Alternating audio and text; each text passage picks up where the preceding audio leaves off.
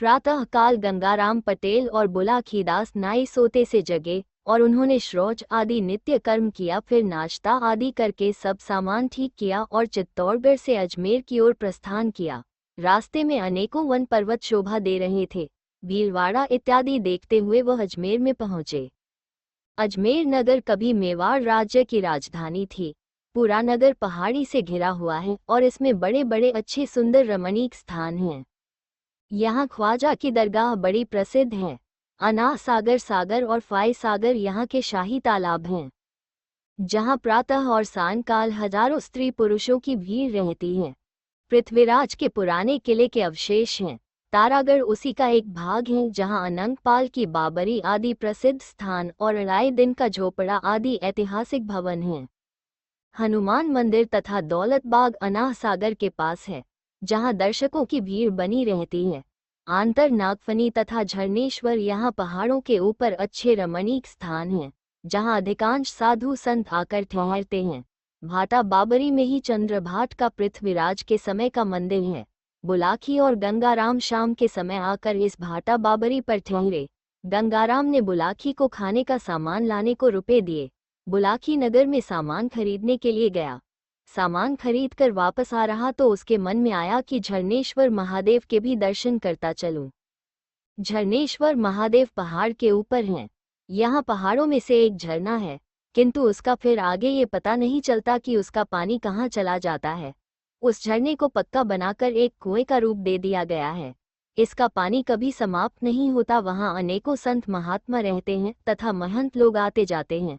सब उसी झरने के पानी का प्रयोग करते हैं। बुलाकी ने जाकर झरनेश्वर महादेव के दर्शन किए।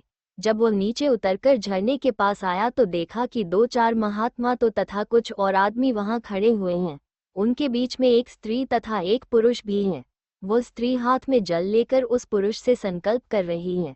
ज्यों ही स्त्री ने संकल्प करके पृथ्वी पर जल डाला, उसी समय उसकी मृत्यु हो गई। ये देखकर वहां के देखने वाले सभी लोगों को आश्चर्य हुआ। वह भी अपने मन में आश्चर्य कर रहा था कि संकल्प करने से इस स्त्री की मृत्यु क्यों हो गई। वो गंगाराम पटेल के पास आया और बोला, अब राम राम लो, मैं अपने घर जा रहा हूँ। गंगाराम कहने लगे, बुलाकी 1-2 दिन में तो हम घर पहुँच जाएंगे। तुमने कोई अनोखी बात देखी होगी तो रोज की भांति खाना बना खाकर सोते समय तुम्हें उसका उत्तर दूंगा। पटेल जी खाना खाकर जब आराम करने लगे तो बुलाकी ने हुक्का ताजी भर के सामने रखा और वह हुक्का पीने लगे। सब कामों से निश्चिंत होकर वह पटेल जी के पांव दबाने लगा। तो उन्होंने बुलाकी से कहा कि अब बताओ कि आज तुमने ऐसी क्या अजीब बात देखी है। तब सब घटना सुनाकर बुलाकी ने कहा, अब आप कृपा करके बताएं कि संकल्प करते ही वो स्त्री क्यों मर गई। बुलाकी ने हुंकारा भरने की हामी भरी तो पटेल जी ने भी बात कहना शुरू किया। गंगाराम पटेल बोले, सुनो, एक गांव में रामनाथ नाम का एक ब्राह्मण रहता था। उसकी पत्नी का नाम सरस्वती था। रामनाथ के बड़े भाई उससे अलग रहते थे। रामनाथ के कोई संतान नहीं थी, वह 2 ही प्राणी थे। संतान का अभाव उन्हें बहुत खटकता था। रामनाथ अपनी पत्नी से बहुत प्रेम करता था। वह उसे एक क्षण को भी अकेला छोड़ने को तैयार नहीं था। एक दिन स्त्री रामनाथ से कहने लगी, दोहा सब सुख ईश्वर ने दयो, दई नहीं संतान, प्राणनाथ संतान बिन होता दुख महान। पार पड़ोसी ऊगते वो कहें निपुती मोए, सुनकर उनकी बात को शर्मावती मोए। अपनी पत्नी की इस प्रकार दुख पूर्ण बातें सुनकर रामनाथ कहने लगा, दोहा जो कुछु लिखी लिलार में, मैं सके न कोय, करम गति जग में प्रबल, पछिताए का होए। भाग्य में संतान नहीं है तो चाहे कुछ भी उपाय करो, संतान का सुख नहीं होगा। अपने मन में भगवान का ध्यान धर, धैर्य धारण करो। सरस्वती कहने लगी कि भगवान ने धन तो दे ही रखा है, हम तुम 2 ही प्राणी हैं। चलो अब तीर्थ यात्रा करें, शायद वहां किसी संत महात्मा के दर्शन हो जाएं और उनके आशीर्वाद से ही संतान का सुख मिल जाए। इतनी सुनकर रामनाथ कहने लगा, दोहा है प्यारी स्वीकार है, उत्तम तेरा विचार, तीर्थ करने के लिए हो जा अब तैयार। अगले ही दिन सरस्वती ने यात्रा का सब सामान, नकद रुपया आदि संभाल कर रख लिया और दोनों तीर्थ यात्रा को चल दिए। उन्होंने बहुत से तीर्थ स्थानों में दर्शन एवं स्नान किया। शाम को किसी साधु के आश्रम पर वे ठहरे और वहां सत्संग करते थे। इस प्रकार उनके चित्त को बड़ी शांति मिलती थी। एक दिन की बात है कि वे दोनों वृंदावन में यमुना के तट पर स्नान करके भजन ध्यान में बैठ गए। कुछ देर बाद ठहरने के स्थान का ध्यान आया तो जंगल में वहां से 2 मील के लगभग एक महात्मा का आश्रम बताया था। वहां जाने का विचार उन दोनों ने किया।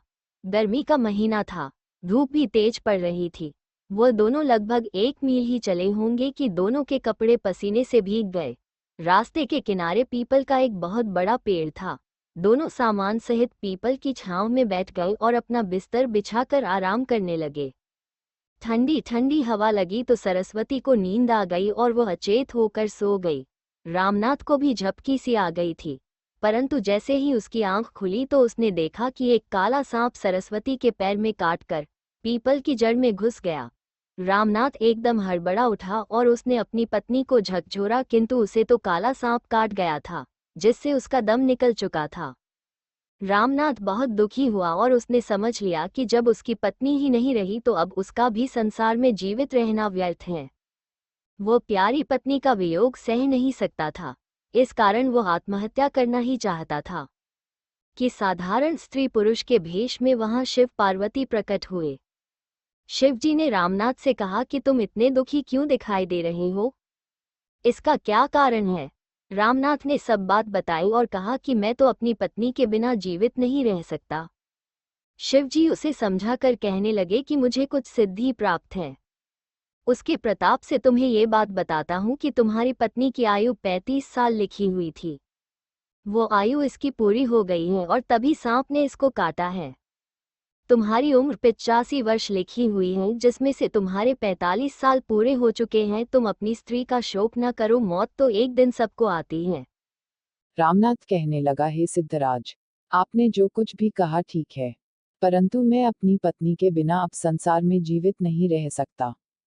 जब शिवजी के अनेकों भांति समझाने पर भी रामनाथ नहीं माना, तो वह कहने लगे कि अब ऐसा करो, तुम अपनी उम्र में से 20 वर्ष का संकल्प अपनी स्त्री को अर्पण कर दो। तुम्हारी उम्र पाकर यह जीवित हो उठेगी और तुम्हारी 20 वर्ष घट जाएगी, अर्थात बाद में तुम दोनों एक साथ मरोगे, परंतु तुम यह बात अपनी पत्नी को कभी मत बताना। रामनाथ इस बात पर तैयार हो गया। हाथ में जल लेकर शिवजी ने रामनाथ की 20 साल की उम्र स्त्री को देने का संकल्प का जल पृथ्वी पर गिरते ही उसकी पत्नी उठकर बैठ गई और अपने पति से कहने लगी, आज तो दोपहरी में मुझे बड़ी अधिक नींद आ गई। शिव पार्वती तो पहले ही वहां से अंतर्ध्यान हो गए थे। रामनाथ और सरस्वती भी उस स्थान से महात्मा की कुटी की ओर चल दिए। कुछ देर चलते चलते वह महात्मा के आश्रम में पहुंच गए और महात्मा से आज्ञा लेकर वहां ठहर गए।